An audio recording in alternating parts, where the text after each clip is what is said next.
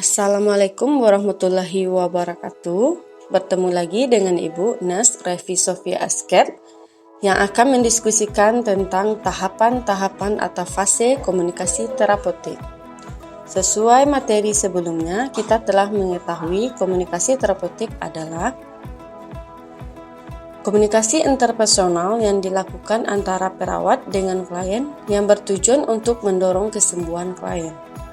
Yang kedua, komunikasi terapeutik adalah komunikasi interpersonal antara perawat dan klien yang dilakukan secara sadar ketika perawat dan klien saling mempengaruhi dan memperoleh pengalaman bersama yang bertujuan untuk membantu mengatasi masalah klien serta memperbaiki pengalaman emosional klien yang pada akhirnya mencapai kesembuhan klien.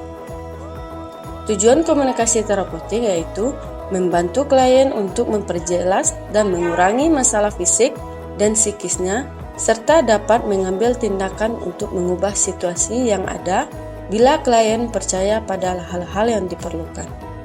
2. Mengurangi keraguan dan membantu klien dalam menentukan pilihan tindakan yang efektif dan mempertahankan kekuatan egonya. 3. Mampu membentuk hubungan yang hangat, mandiri dalam kapasitas memberi dan menerima dalam hubungan profesional perawat-klien dalam rangka membantu penyelesaian masalah klien. 4. Meningkatkan fungsi dan kemampuan dalam memenuhi kebutuhan dan mencapai tujuan yang realistis.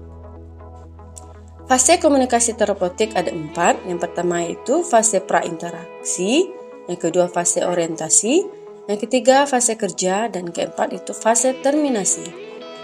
Kita masuk pada tahap prainteraksi, yaitu fase prainteraksi merupakan fase persiapan yang dapat dilakukan perawat sebelum berinteraksi dan berkomunikasi dengan klien. Pada fase ini, perawat mengeksplorasi perasaan, fantasi, dan ketakutan sendiri, serta menganalisis kekuatan dan kelemahan profesional diri. Prainteraksi dimulai sebelum kontrak pertama dengan klien. Perawat mengumpulkan data tentang klien, mengeksplorasi perasaan, fantasi, dan ketakutan diri dan membuat rencana pertemuan dengan klien. Tugas perawat dalam tahap prainteraksi yaitu mengeksplorasikan perasaan, harapan, dan kecemasan, menganalisis kekuatan dan kelebihan diri dalam berkomunikasi, mengumpulkan data dengan klien, merencanakan pertemuan pertama dengan klien.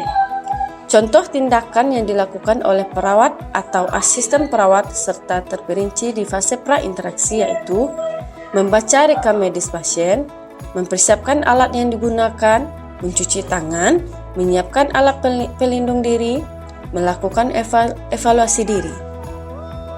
Selanjutnya tahap orientasi. Perkenalan merupakan kegiatan yang dilakukan saat pertama kali bertemu atau kontak dengan klien. 2. Fase awal interaksi antara perawat dan klien yang bertujuan untuk merencanakan apa yang akan dilakukan pada fase selanjutnya. Fase ini dimulai ketika perawat dengan klien bertemu untuk pertama kalinya. Pada saat perkenalan, perawat harus memperkenalkan dirinya terlebih dahulu pada klien. Dengan memperkenalkan dirinya, berarti perawat telah bersikap terbuka kepada klien. Ini diharapkan akan mendorong klien untuk membuka dirinya. Tahap orientasi ini bertujuan untuk memvalidasi keakuratan data yang sudah didapatkan perawat saat fase prainteraksi dan rencana yang telah dibuat dengan keadaan saat ini. Hal yang dapat dilakukan perawat pada fase orientasi yaitu memulai hubungan dan membina hubungan saling percaya, memperjelas dan mengklarifikasi keluhan, masalah, atau kebutuhan klien dengan mengajukan pertanyaan tentang perasaan klien, merumuskan dan merencanakan kontrak atau kesepakatan dengan klien yang meliputi lokasi, kapan, dan lama pertemuan, bahan atau materi yang akan diperbincangkan, dan mengakhiri hubungan sementara. Menggali pikiran dan perasaan serta mengidentifikasi masalah klien. Merumuskan tujuan interaksi atau komunikasi bersama klien untuk melibatkan klien dalam setiap tindakan keperawatan. Kegiatan utama yang harus dilakukan perawat pada fase orientasi ini sebagai berikut. Pertama, memberikan salam terapeutik. Contoh, Assalamualaikum, selamat pagi, Ibu atau Bapak, saya dengan perawat Asih yang di nasib pagi ini siap membantu Bapak. Apakah benar dengan Ibu atau Bapak A? Dan sebagainya. Evaluasi dan validasi perasaan klien. Contoh, bagaimana perasaan Ibu hari ini? Apakah tadi malam bisa beristirahat? Ibu tampak segar hari ini. Melakukan kontrak hubungan dengan klien meliputi kontrak tujuan interaksi, kontrak waktu, dan kontrak tempat.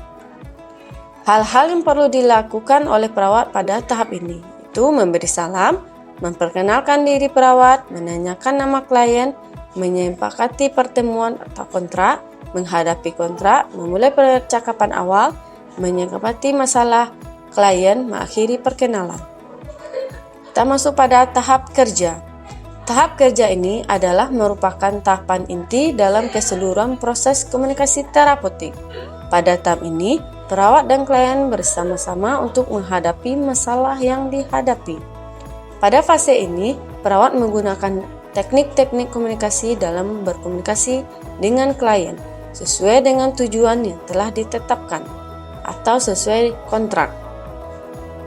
Tugas utama perawat pada tahap kerja yaitu mengeksplorasi stresor yang sesuai dan relevan, mendorong perkembangan insight klien dan penggunaan mekanisme coping konstruktif, menangani tingkah laku yang dipertanyakan oleh klien atau resistance, beri contoh komunikasi dalam tahap ini.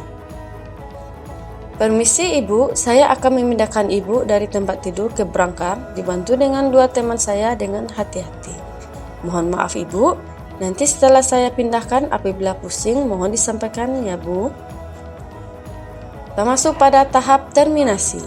Tahap terminasi merupakan akhir dari pertemuan perawat dengan klien. Pada fase ini, perawat memberi kesempatan kepada klien untuk mengungkapkan keberhasilan dirinya dalam mencapai tujuan terapi dan ungkapan perasaannya.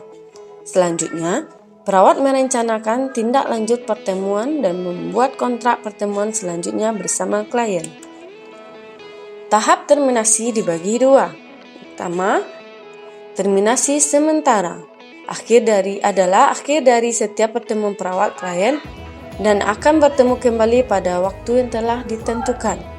Kedua, tahap terminasi akhir terjadi jika perawat telah menyelesaikan proses keperawatan secara menyeluruh.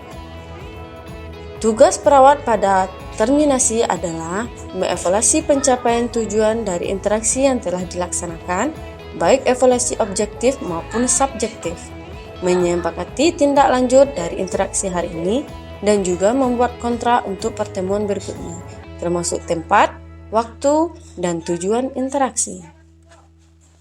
Sekian diskusi kita tentang tahapan komunikasi. Semoga ilmu yang diberikan bermanfaat. Terima kasih. Assalamualaikum.